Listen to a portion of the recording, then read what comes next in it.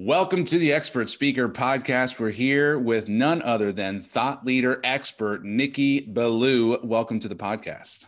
It's an honor to be here, Majeed, man, my brother from another mother, my fellow Persian. My fellow Persian indeed. Us Persians, we're known for great entrepreneurship. And today we're talking about why you must be a thought leader in today's age, or why it gives you quite the leg up. Nicky, let's start with a definition. What is a thought leader? Well, I'll tell you, the two men far smarter than I came up with great definitions, and I want to share both of them with you because they're slightly different, but they dovetail nicely together. One is the great Matt Church from Australia, who's the creator of Thought Leaders Global. And he said, an expert is someone who knows something. Experts are a dime a dozen, but a thought leader is someone who's known for knowing something. Thought leaders are rare and valuable. And I really like that definition because it really puts in juxtaposition why it makes better sense for you to be a thought leader versus just an expert. The other definition comes from David Meerman Scott, who is one of the world's top 100 thought leaders and someone that the great Tony Robbins himself relies upon to deliver his business mastery programs in part, which are delivered to entrepreneurs around the world, which I've had the privilege of attending. David Meerman Scott says that think of an expert as a cover band and think of a thought leader as someone who plays original music. Ah, I like this. Okay. Yeah. Thought leader's original. Yeah. Yeah. So an expert is a dime a dozen, a thought leader is an original, and a thought leader is known for what they are an expert in. Exactly. Okay. Yeah. And I know you're a published author and you consider yourself a thought leader as well, Nicky? I do. How did you become a thought leader, and what sort of inspired you to dedicate yourself to being a thought leader? Well, I'll tell you, I used to have a business partner. He and I started our business together back in 2014, and we actually started my podcast together back in 2016. His name is Michael, and Michael introduced me to the work of Matt Church and another fellow by the name of Peter Cook out of Australia. And these guys were really pushing the whole idea of a community of global thought leaders at that time. Michael had done some work with them and he said, Nicky, we got to do this, man. We got to become thought leaders. I'm like, thought leaders? I mean, aren't those guys who go to university and study for a bazillion years about one arcane subject and they know that one little thing better than anybody? I didn't get it. And he says, no, man. He shared these definitions with me. I go, oh, this makes a lot of sense. And then we started to do some of Matt's work. And some of Matt's work, frankly, is work that is out in the public domain, but some of his work is work that we learned from Matt, how to think this way. And one of the key things that as a thought leader you need to do is you need to think. What a concept, right? Thought leaders need to think. So a thought leader's job really is to spend a lot of time on the subjects that really matter to them, developing their expertise. And how do they develop that expertise? Well, it comes from their experiences in life. It's not just about sitting in an ivory tower and reading books. So imagine, Majeed, you're 36 years old right now. Yep. You've lived a certain life. There are certain key life events that have happened for you, where there's certain exercises that Matt taught us that we lead people through that are about going back into your life, pulling out those key incidents, those key events, and having you go in there and see what you learned from them.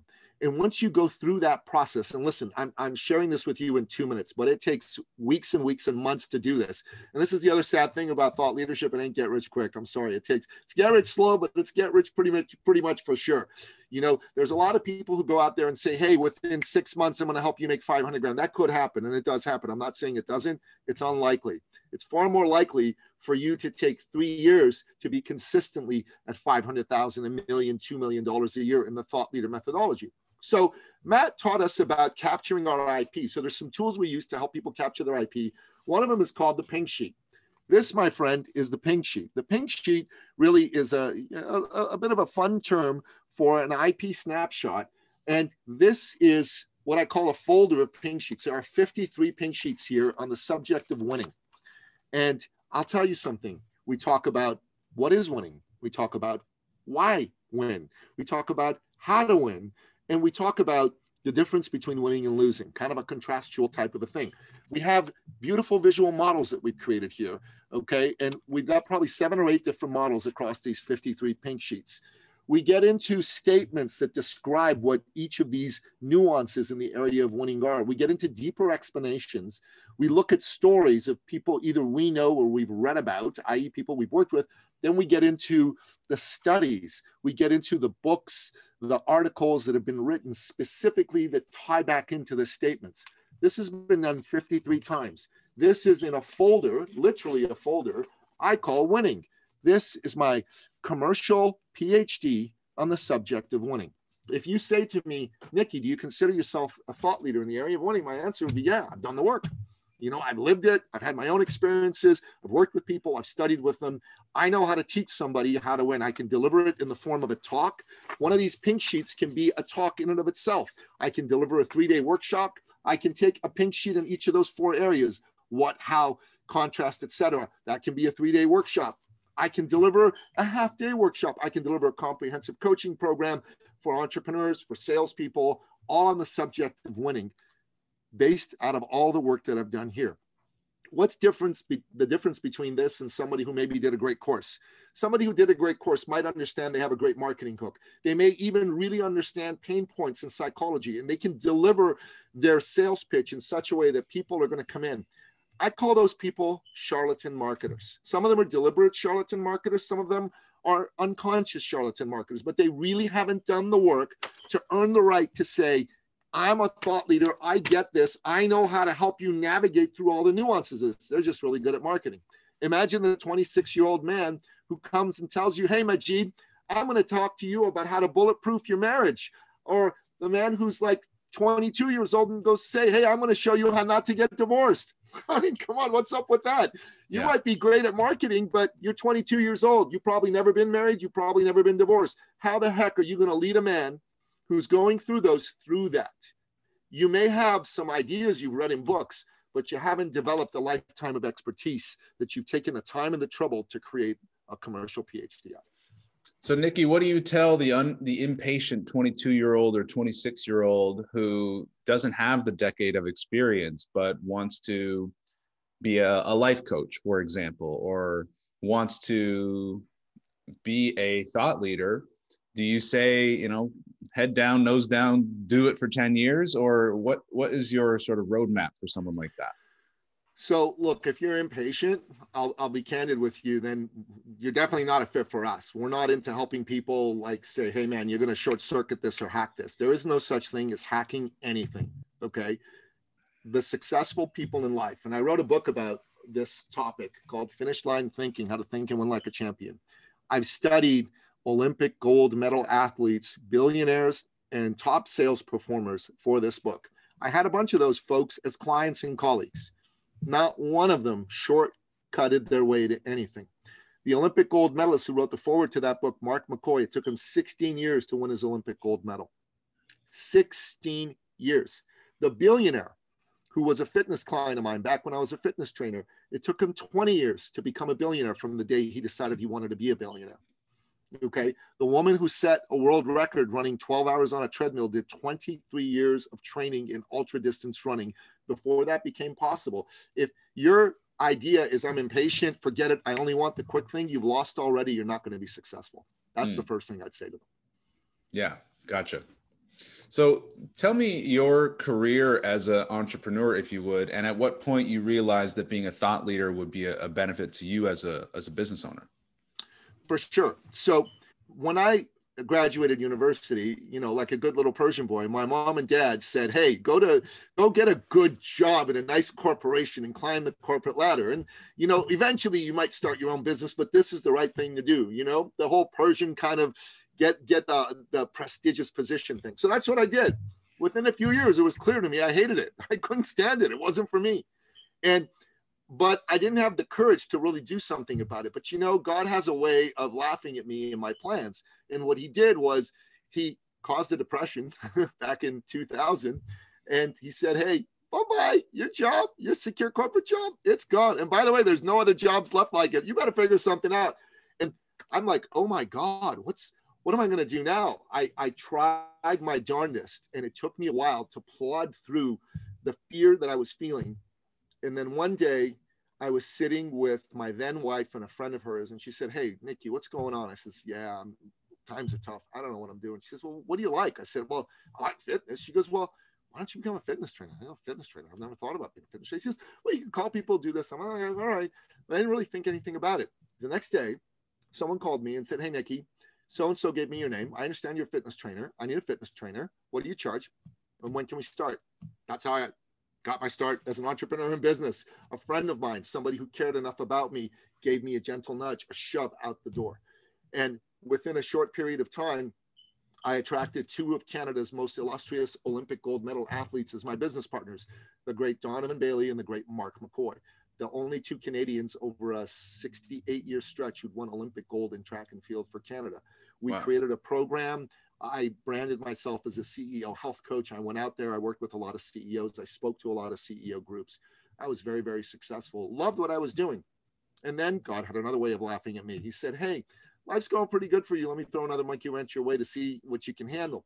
And at that time, I was married, and my then wife, seemingly out of the blue, decided she didn't want to be married to me anymore. I was devastated. I went into a tailspin. I got depressed. Didn't really do well for a while. But people were around me. Men were around me. I hired somebody to help me as my coach. You know, I spent a lot of time and a lot of money in his programs. And after a period of time, it slowly started to dawn on me that maybe fitness training wasn't the end all and be all for me. And one day I had this client who was a fitness client of mine, and I was sitting with him, and he said, you know, you and I, we have great business conversations. I'd love to be in a mastermind with you. And you know what he said to me? He said, that's a great idea. Let's start one. Let's charge for it. Let's call it the Entrepreneur Circle. And let's start right away. And I'm like, whoa, what just happened? And then all of a sudden, yeah, I like him too. I like him too. So he got me going in that direction, and we started our mastermind for people. We had a dozen people in the group, and that got it started. And then I was with another fellow listening to him speak. His name's Bill. Bill's a pretty famous guy in Canadian business and entrepreneurial circles. He wrote a book called How to Sell a Lobster. You may have heard of this book. It's a fantastic book. It's actually sold millions of copies around the globe.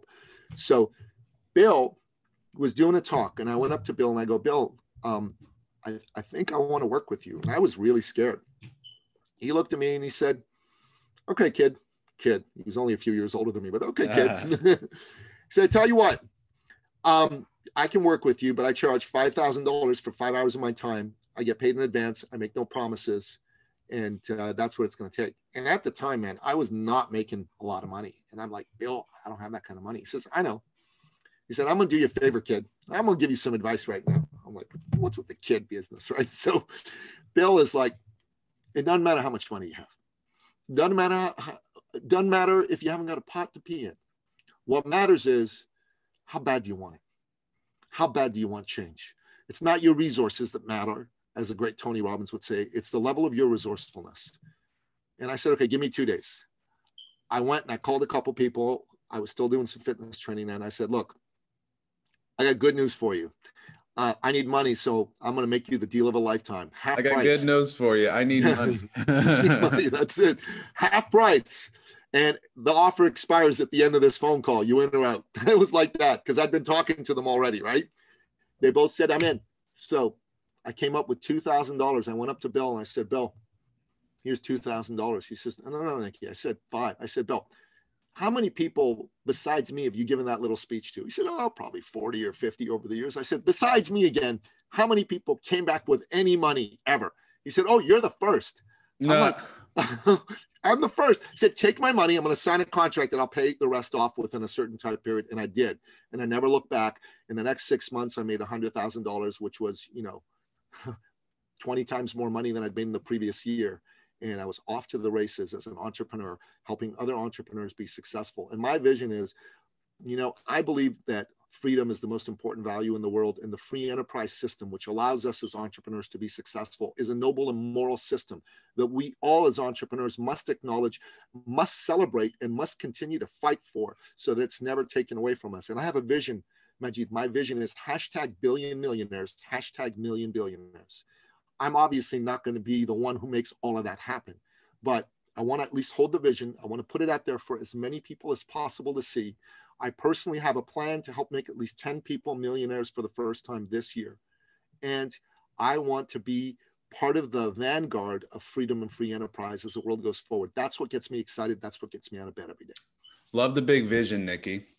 And look, the way the currencies are being devalued and inflated, we'll all have $1 million pretty soon. I want to go back to, so just to reiterate, you raised $2,000 by going to current clients, offering them a 50% discount. Current prospects. Okay, current prospects. You offer them a 50% discount to prepay a large amount.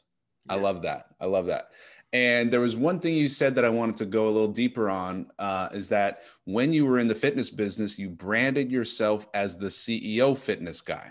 Yeah, I did. How did you do that? Was that by going to Vistaprint and printing up CEO fitness guy on a business card, or is it making a website, or what is it that you would do? Because the reason I'm asking, a lot of listeners here and a lot of my clients would love to brand themselves as the doctor for CEOs or the life coach for CEOs. But firstly, their mindset says to them, yeah, but who am I to, I'm not good enough. And so tell me about the mindset. Tell me about the tactics, about what does it take to brand yourself as the CEO fitness guy?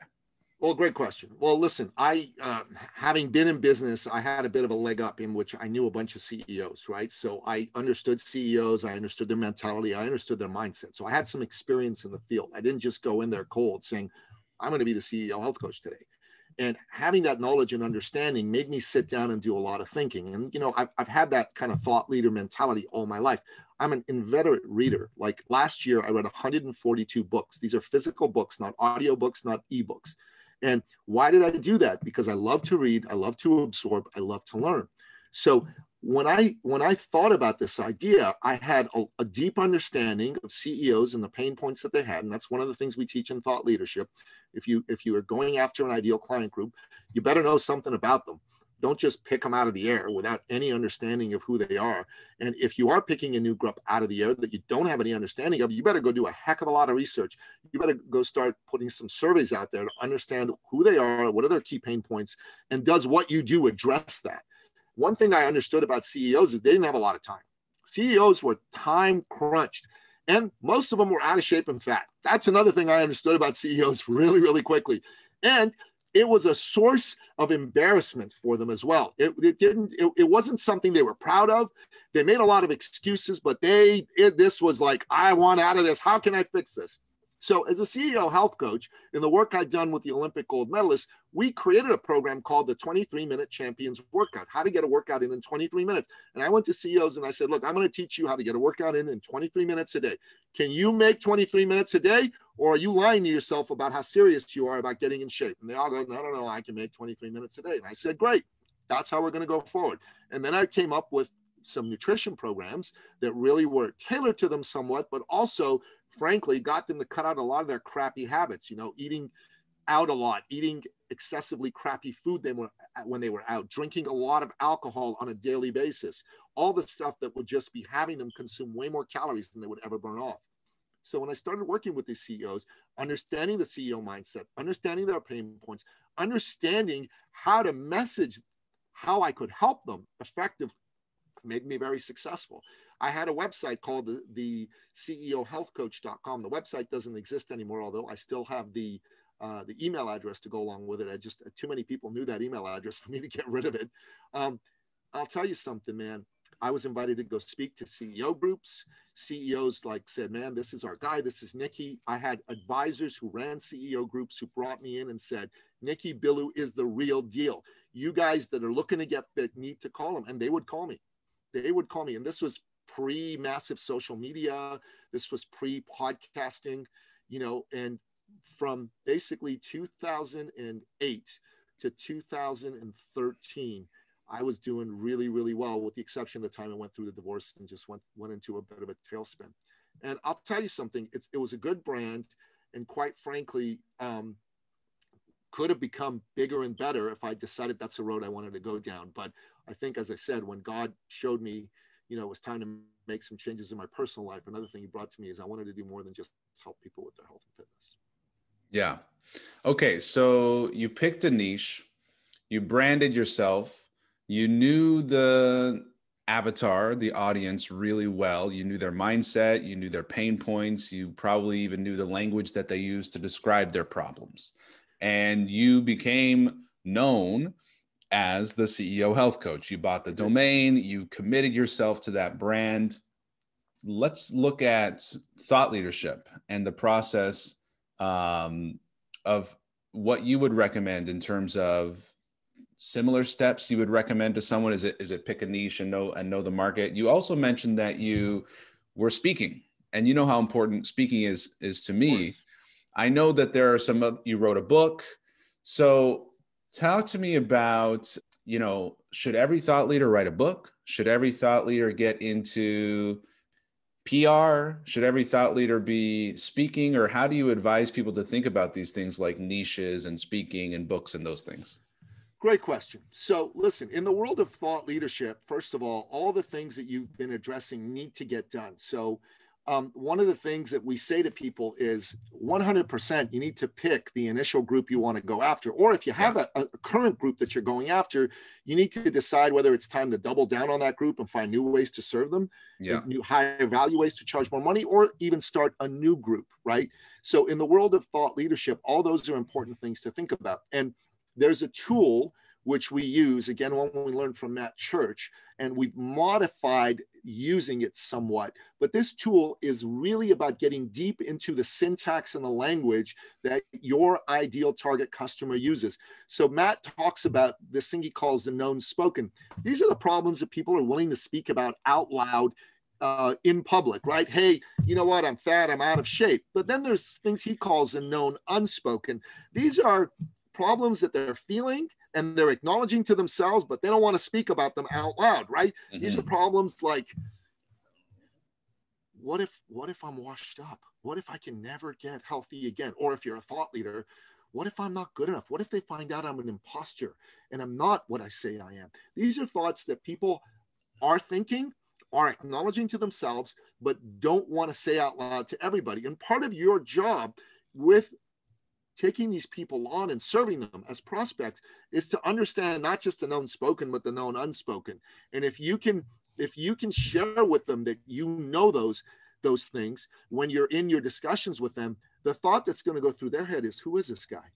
I love this, Nicky. I'm writing this down. Known spoken and known unspoken. When you can articulate someone else's thoughts that they haven't even shared out loud, that really demonstrates that you know what they're going through. You know what they're going through. Yeah. So, and listen, this is Matt Church who came up with those terminologies. That's not me. So I want to just give it back to Matt for creating those. But what I can tell you is where I took that to the next level is part of my job is to know and understand that at a level that when I'm conversing with that person, they're like, is this guy reading my diary? Is he reading my thoughts? Like, what the heck's going on? But also he gets me and my world. I trust him. I'm going to work with him. You know, in one of our conversations, you talked to me about the importance of accelerating the speed of trust. This conversation, this type of discussion accelerates the speed of trust with a prospect. Okay. And then, you know, we create an aspirational visual model for ourselves, and we can share that with the prospect. But the aspirational visual model will be, okay, where are you now? So if someone is a fat CEO, he's like 60 pounds overweight. Where do you want to be? I want to be this lean dude with a six pack. If someone is a thought leader, like a Majeed, you're like, where are you now? Okay, I made $500,000 last year. I want to be at $2 million and I want to be working less. We could have like double models, time worked, money made together. Yes. That could be created.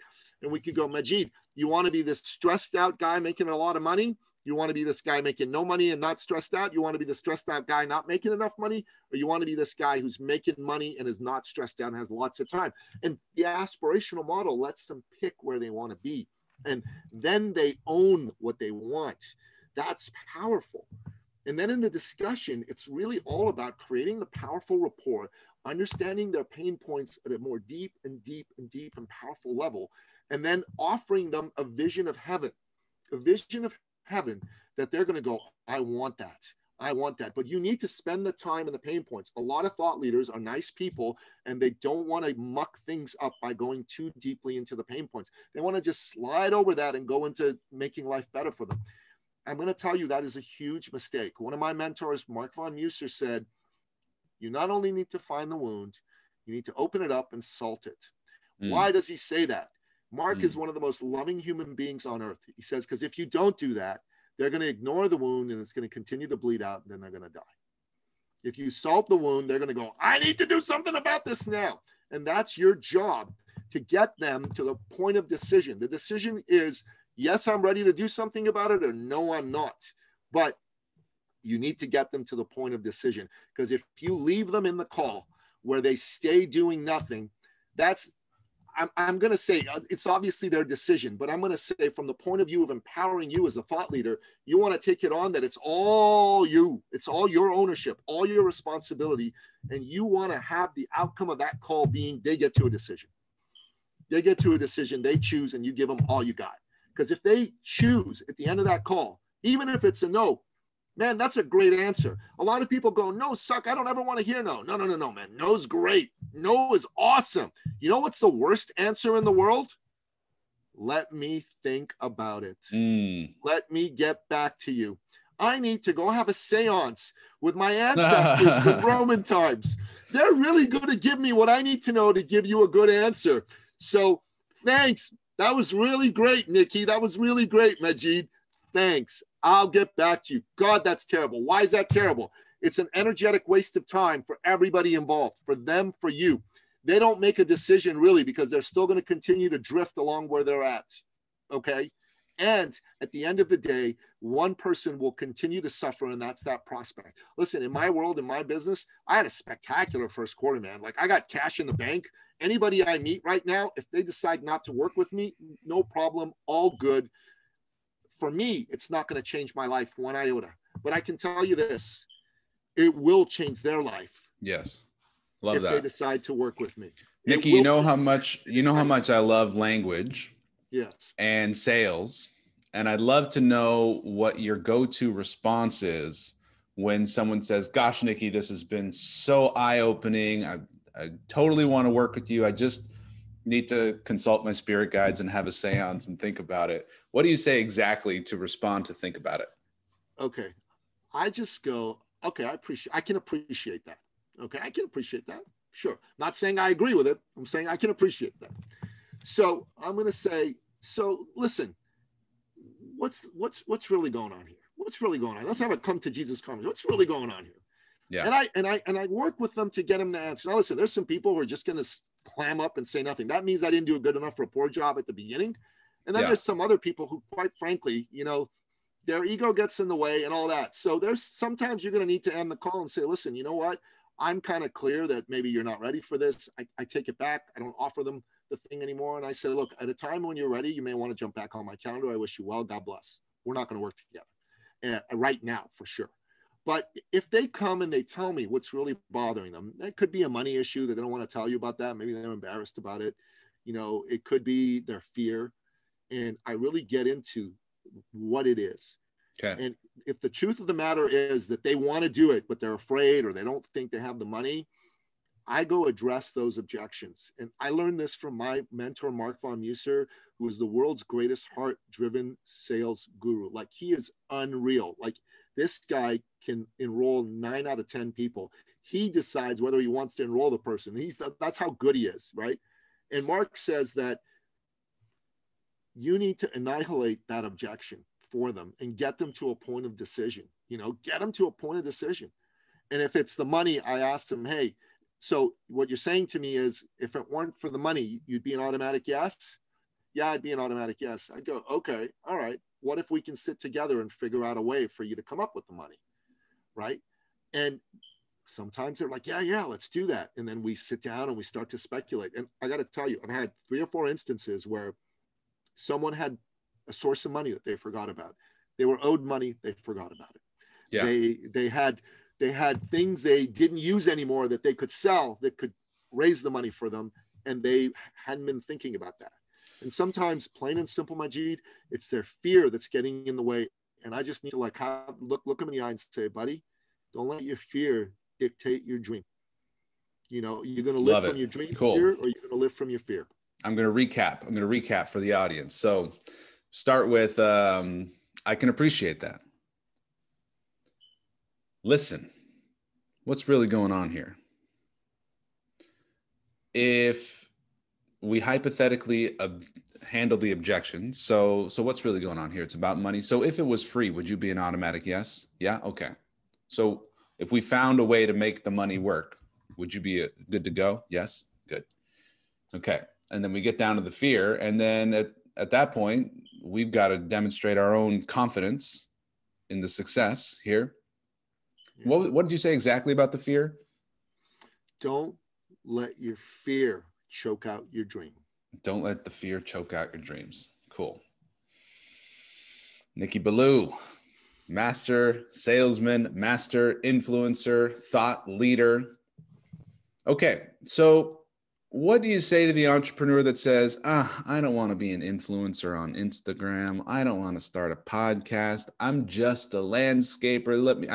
Let my work speak for it. I don't need to be a thought leader. What do you think about that? So I think there's a distinction between being an influencer and a thought leader. I think they're very distinct. So I want to be really, really clear about that. Thank you. Okay. There's a lot of people who are like influencers and they got big followings, but I got to be honest with you, they haven't got an original thought in their head. No offense to them. Okay. They just are really good at leveraging the levers of social media to get attention to themselves. And I don't want any entrepreneur to think that's what it takes to be successful. But I'll tell you why being a thought leader is a wonderful and wise thing to do. Think to yourself of Elon Musk. Think to yourself of Steve Jobs. Think to yourself of Richard Branson. Those folks are thought leaders. Steve Jobs was a thought leader. Why? Why did it matter that they were thought leaders? Well, there are 4 reasons. First and foremost, because of who they are, people flock to buy from them. Listen, there's so many people who are out there buying Apple products because of the late, great Steve Jobs. There's so many people who go buy Teslas because of who Elon is. He came out with this flamethrower from one of his companies, yes. Boring, right? Yes. And he made like 20,000 of them. And he came out and said, hey, I've created this, and this is what it does. This is why it's wonderful.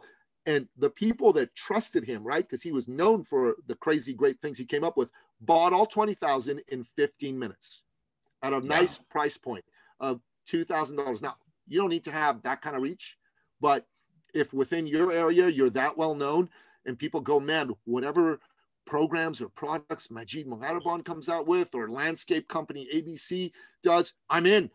These guys are it. That's number one. Secondly, employees are going to flock to want to work with you. So Steve Jobs would talk about how people would come to work at Apple for a third of what they could get elsewhere. Top people at Apple would have salaries thrown at them that would boggle their minds, and they'd say, no, I'm still staying with Apple. Why? Because there's an ethos, a culture that's created by these top thought leaders. Think Tony Hsieh, the late Tony Hsieh from Zappos, and what he did there. Third, investors. Investors are interested in investing with companies that have well-known thought leaders who are known for what they know and known for pushing the edge of the envelope. I've been a grateful investor in both Tesla and in Apple. I've done very well with both stocks. I'm not the only one. There's a lot of people who are interested in investing with top thought leaders. And then finally, this doesn't happen for every single one of them, but there's that little bit of thought leader income you can get.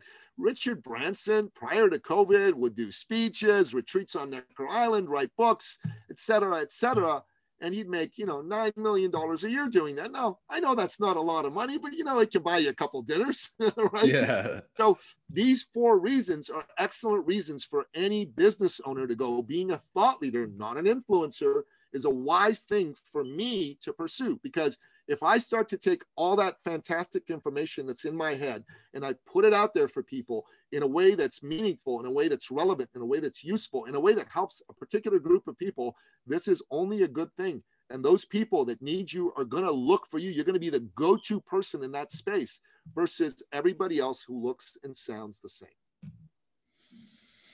Speaking of looking and sounding the same, one of the things we've touched on a couple of times here is having original thoughts. And how do we know our thought is original? We're getting all these influences from everything we've read, everything we've seen.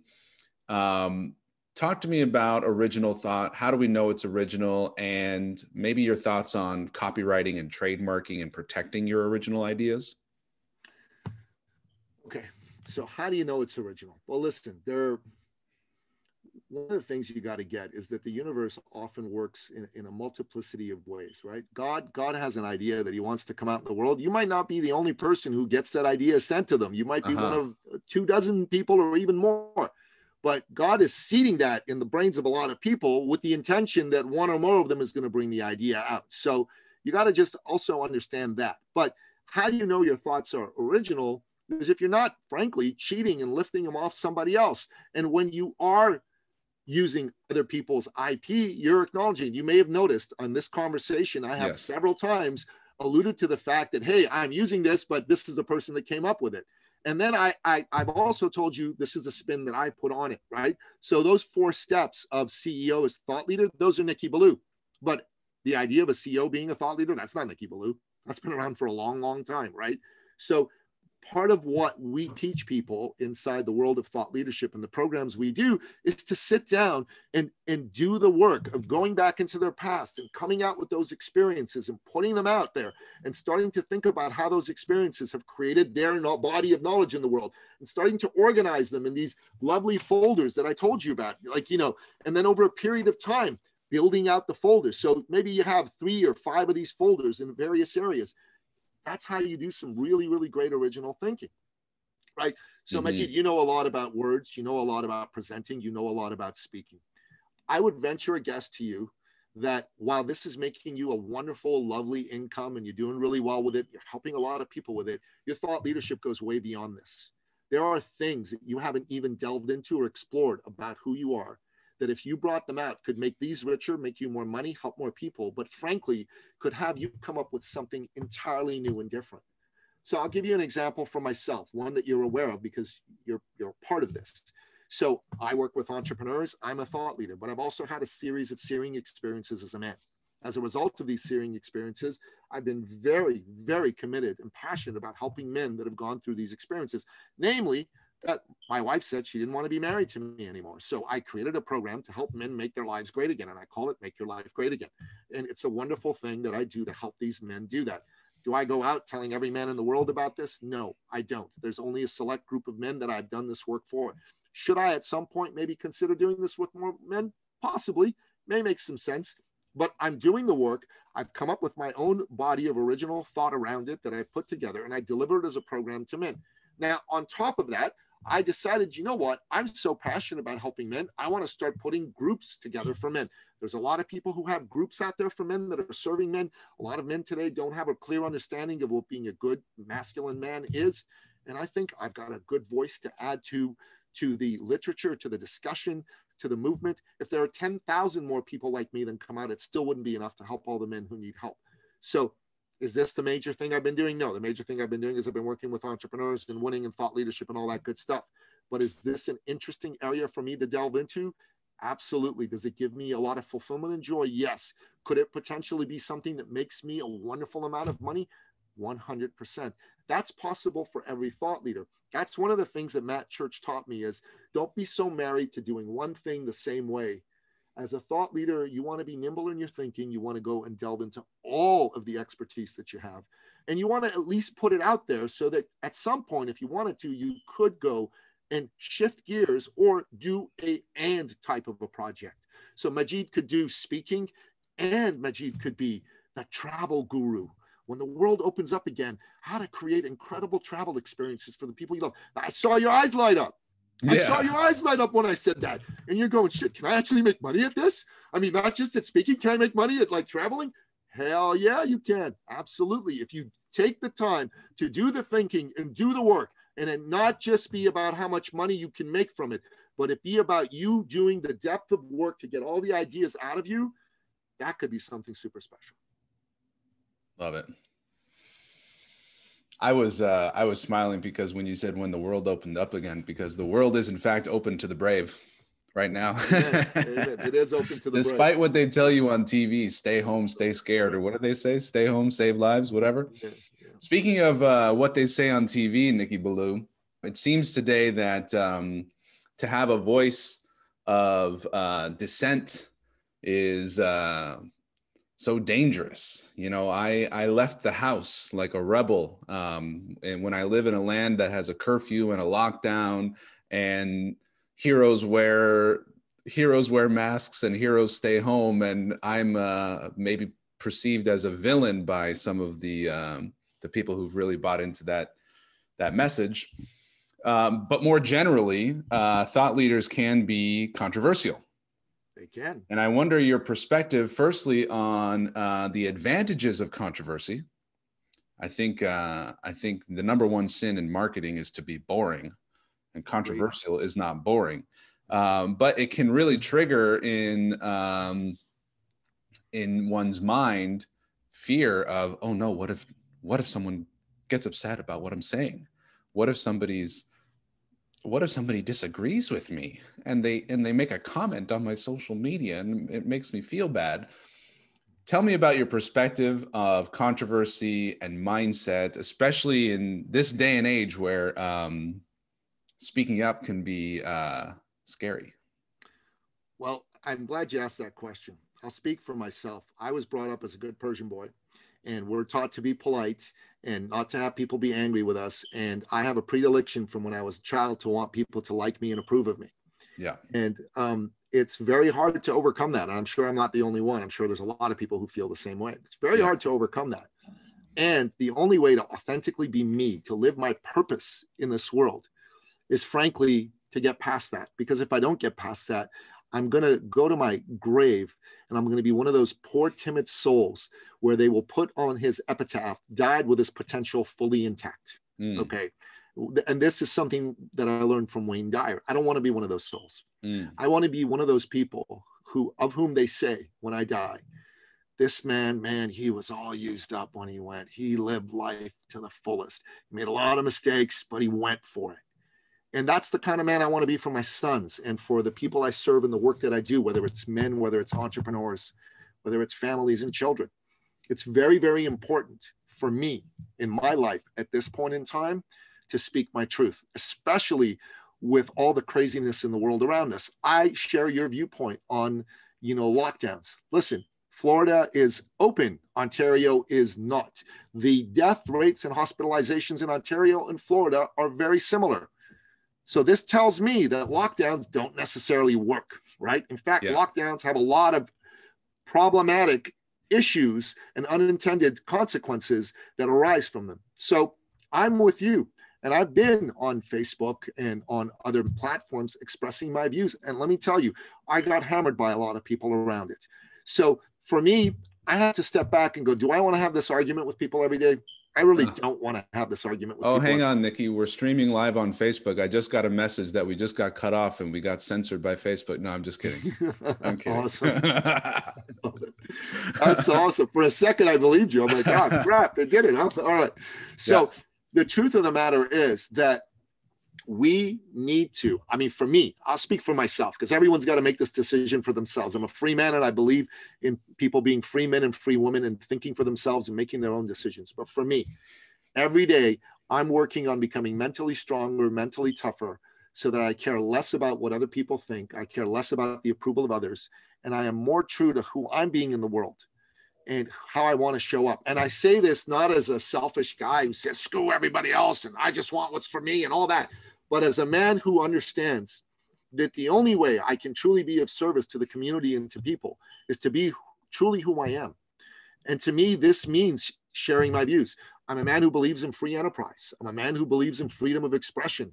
I am absolutely opposed to censorship. I'm a fan of the American founding fathers and the American Bill of Rights.